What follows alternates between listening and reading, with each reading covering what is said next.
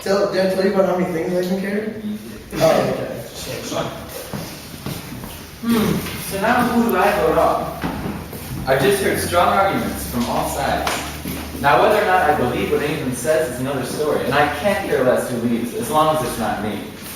But for the sake of things, I think I could believe what Peckman said. Even if it's not true about my wife and O'Brien, I couldn't bear to spend another week on this island with images of that good-for-nothing pothead and my wife in bed. So yes, I think I will vote off O'Brien. And on top of that, I even like Peckman. He reminds me of myself, a truly virtuous man. Oh God, and I almost forgot about how much that damn O'Brien talks. With him, it's always war story this and happening truth that. Getting him off the island has got to be the best bet. I just wish things were as simple as they were with Othello. If they were, I could just get them all to kill each other, and then I'd be a shoo-in for the win. But I guess I'll just have to vote.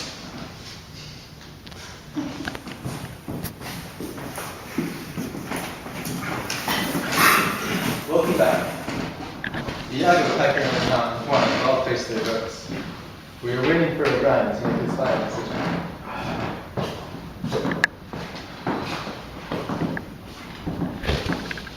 Well, I came on this game show just hoping to get away from all the post-war craziness that I've been experiencing for a while, but these guys are nuts. Stevens clearly wakes up every morning with something new in his butt. Peckering and Iago both think they're super hot stuff, although Peckering does look pretty dashing today. And Juan is basically dead to me.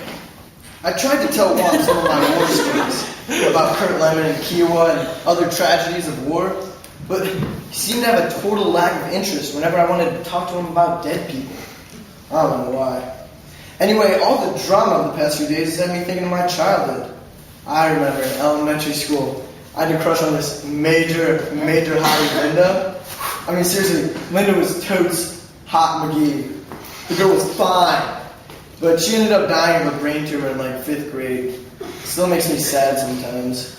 But when I get sad, I just remember that I've immortalized her in my writing and in my dreams. Anyway, back to the point. I decided who I'm going to vote for.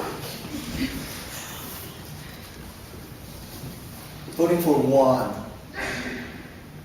He has showed a total lack of effort of late. Like, seriously, you wouldn't even know he was there. You wouldn't even know he was still in the game if he didn't make occasional sounds from his room under the ground. So, let's get this show on the road. The votes are in. We have one for Juan, one for Pecker, and the second, one for O'Brien, and the second vote for O'Brien. Votes have been cast. Decision is final. Tim O'Brien, gather your belongings. You have been voted off Fictional Literature Islands.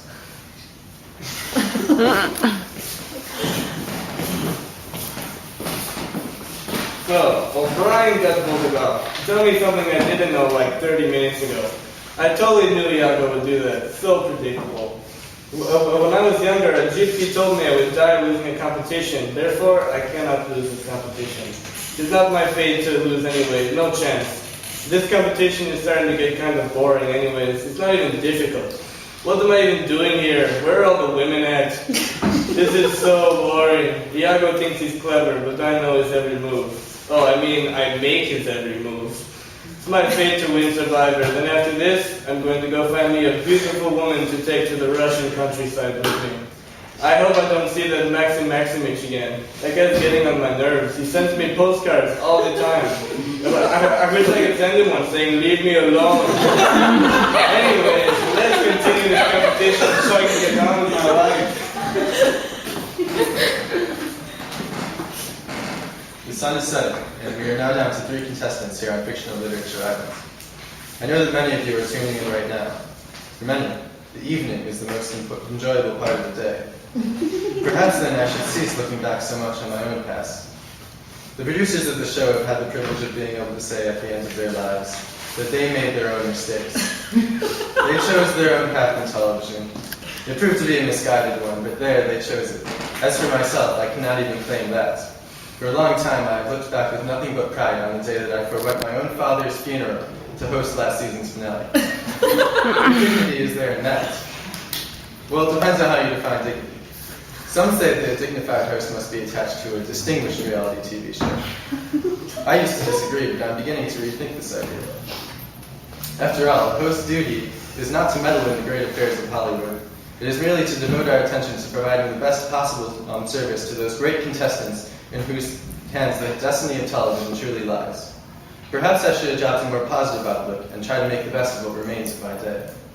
A few minutes ago, incidentally, shortly after O'Brien was voted off, I did look closely to study the interactions between our remaining contestants, who I saw chatting and laughing despite the combative nature of this competition. I fancy that it has something to do with the skill of bantering. It occurs to me, furthermore, that bantering is hardly an unreasonable duty for a producer to expect a host to perform. Tune in for next week's finale, and I will attempt to keep you all entertained by bantering.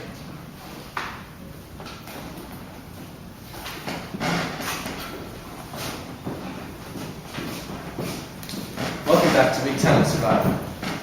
Juan has won the final immediate challenge. As such, his vote will decide whether Pecker and Uriaga will be voted off the island. Indeed, this is intriguing. Alright, so I finally get to vote again. Man, I could